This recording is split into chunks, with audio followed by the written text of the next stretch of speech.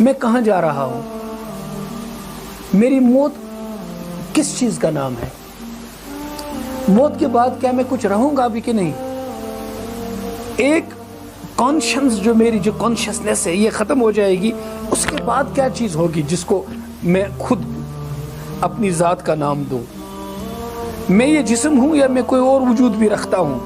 یہ ایسے سوالات ہیں جس کے جواب دینے کا انسان ہمیشہ متلاشی رہا, ان کو ڈھونڈنے کا. ان سوالات کو انسان نے خود ہی ڈھونڈا, تلاش کیا, خود ہی اپنے من کو بھانے کے لیے جوابات نکالے, اسی کا نام مذہب رکھا. ایک چیز یہ بھی, ایک نظریہ یہ بھی ہے, جیسے دیکھیں میں ابھی پیچھے یہ بات کروں گا, ہو سکتا ہے میری بات ابھی زیادہ مربوط نہ ہو, بات چلے گی تو آپ کے سوالات آئیں گے, پھر ہو سکتا ہے اس میں کوئی ربط پیدا ہو جائے. مذاہب کی لسٹ میں بدھزم ہمارا ایک مذہب ہے جسے ہم ریلیجن کہتے ہیں. اگر یہ ڈیفینیشن مانتے ہیں کہ مذہب اسے کہتے ہیں, ریلیجن اسے بولتے ہیں جو کسی نہ کسی آل پاورفل ڈیٹی کے ارد گرد گھومتا ہے, کسی معبود کے ارد گرد گھومتا ہے, کسی خالق کے ارد گرد گھومتا ہے, تو بدھزم فلسفی آف لائف تو ہو سکتا ہے, ریلیجن نہیں ہے, کہ اس میں سرے سے کسی خالق کے کائنات کا تذکرہ ہے ہی نہیں.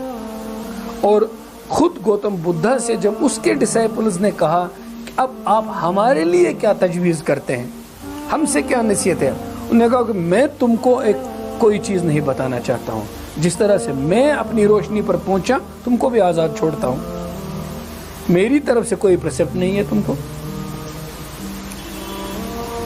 یہ بات میں نے خود پڑھی نہیں ہے, البتہ ایک بدھسٹ پروفیسر کے لیکچر میں بیٹھا تھا, ان سے سنیے.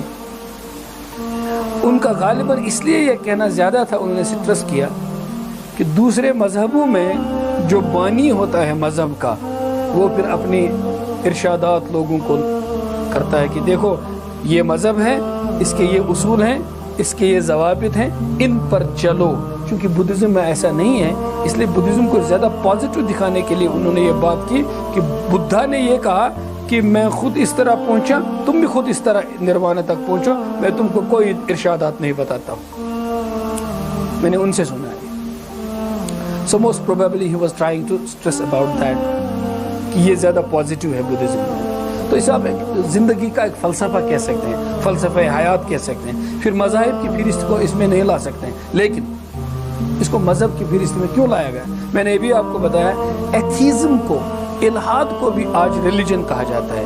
البتہ مذہب کا انکار کرنے والے ایتھیزم کو جب ریلیجن کہتے ہیں, وہ کہتے ہیں کہ this is the only religion which is a scientific religion. All religions are against science. This is one of the foremost problems with religion. جو لوگ کہتے ہیں کہ مذہب میں پرابلم ہے اور مذہب خود ایک پرابلم ہے, ان کا کہنا ہے کہ مذہب میں ایک بہت بڑی پرابلم یہ ہے, یہ عقل اور سائنس کے خلاف ہے. کیوں؟ میں پہلے پرابلمز ہی ڈسکس کروں گا, پھر سولوشنز ڈسکس کروں گا, اور کوشش کروں گا کہ انصاف کروں, سب کی بات کروں. مذہب کو پرابلم بتانے والے لوگوں کا کہنا یہ ہے کہ دیکھیے جب انسان دنیا پہ آیا, دنیا میں اس کے پاس کیا اپنی انر جو پوٹینشلز ہیں انسان کے, وہ کیا ہے؟ ایک آزاد عقل ہے, ایک سوچ ہے. اس سوچ میں سب سے بڑی چیز جو ہے وہ ہے کیوریازٹی. اس کیوریازٹی کی جو انرجی ہے, اس کے پروں سے آدمی اڑنا چاہتا ہے, تحقیق چاہتا ہے, کھوج لگانا چاہتا ہے, کسی چیز کا انکار کرتا ہے, کسی چیز کا اقرار کرتا ہے. گویا آدمی کے پاس آزادی کی سب سے بڑی جو سواری ہے وہ اس کی عقل ہے, اور مذہب سب سے بڑا دشمن ہے اسی عقل کا. یہ آتے ہی اس کھوج کے دروازے بند کر دیتا ہے. آواز سمجھ رہے ہیں؟ میں یہ باتیں آپ سے نہ کرتا, اس لیے کرتا ہوں کہ آج نہ کل آپ کے ذہن میں یہ باتیں آ ہی جائیں گی, اور ان باتوں کو آپ تک لائے گا کون؟ خود آپ کی عقل. کیونکہ آپ ڈھونڈنا شروع کریں گے. کیوں ڈھونڈنا شروع کریں گے؟ کیونکہ آپ جن تعلیمی اداروں میں پڑھتے ہو وہ مجبور کرے گی وہ تعلیم آپ کو کہ جو کچھ بھی آپ یقین کے ساتھ مانتے ہیں اس پر شک کی نگاہ سے دیکھو. جو ایپیٹمی ہے ماڈرن ایجوکیشن کی، it creates doubt.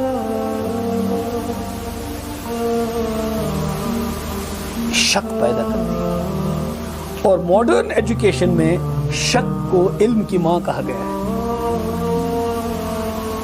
You cannot know unless you doubt.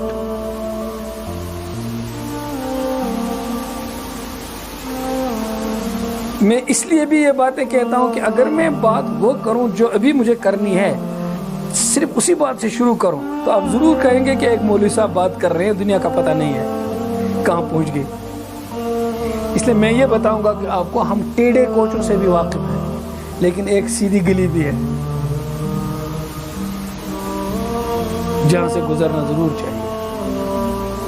پھر آپ کی عقل کے سامنے یہ رکھیں گے کہ آپ یہ ساری گلیاں جو ہیں ان کو دیکھنے کی کوشش کر رہے ہیں، تو ایک اور گلی میں جانے کی کوشش کیوں نہیں کرتے ہیں؟ وہ بھی تو عقل ہی کہتی ہے اس گلی کو بھی دیکھ لیں، اس کو بھی دیکھ لیں. تو لوگوں کا کہنا ہے کہ یہ سب سے بڑی پرابلم ہے مذہب میں، کہ یہ آدمی کو اس سوچ پر تالے چڑھاتے ہیں.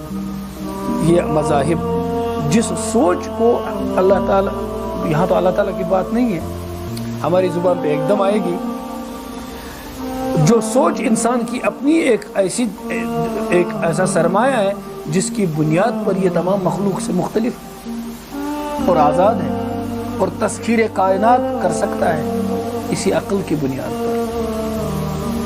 یہ بات کیوں اٹھتی ہے؟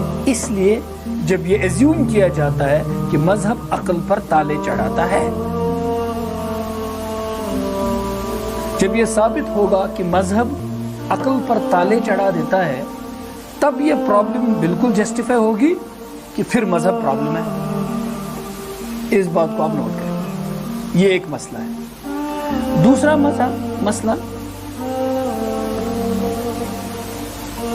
اس کے لیے میں پہلے ایک کہانی سناؤں گا. کہتے ہیں ایک،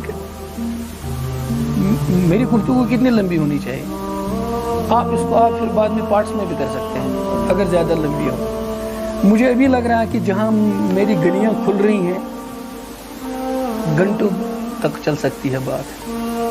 بھوک تو نہیں لگی آپ کو؟ چلیے، پہلے میں نے سوچا آدھے گھنٹے تک گفتگو کو ختم کروں، نپی تلی بات کروں، لیکن اب مجھے لگ رہا کہ اب وہ کمرے میں کمرہ کھلتا جا رہا ہے. ایک آدمی گیا ڈاکٹر کے پاس، اس نے ڈاکٹر سے کہا، ڈاکٹر صاحب مجھے احساس کمتری ہے، انفیریورٹی کمپلیکس. تو اب میں کیا کروں؟ ڈاکٹر نے کہا میں کچھ ٹیسٹ لوں گا آپ سے، انویسٹیگیشن کروں گا. تو انہوں نے کچھ ٹیسٹس کیے، اس کے کچھ پوچھا، کچھ بتایا وغیرہ. تو اس کے بعد تھوڑی دیر کے بعد ڈاکٹر صاحب آئے اور اس پیشنٹ سے کہا I'll give you a good news, but at the same time I'm going to give you a bad news too. Good news یہ ہے کہ you don't have any inferiority complex at all. کوئی ایسا کمتری نہیں ہے، چلو عیش کرو. اچھا بیڈ نیوز کیا ہے؟ کہ بیڈ نیوز ہے کہ you are inferior. احساس کمتری نہیں ہے، آپ کمتر ہو. تو احساس کمتری کس کو ہو جاتا ہے؟ یہ کوئی احساس نہیں ہے، آپ برتر نہیں ہوتے ہیں اور احساس کمتری ہو جاتا ہے. احساس کمتری اسی کو ہوتا ہے جو خود کمتر ہی ہوتا ہے، ورنہ اس کو احساس کمتری نہیں ہوگا.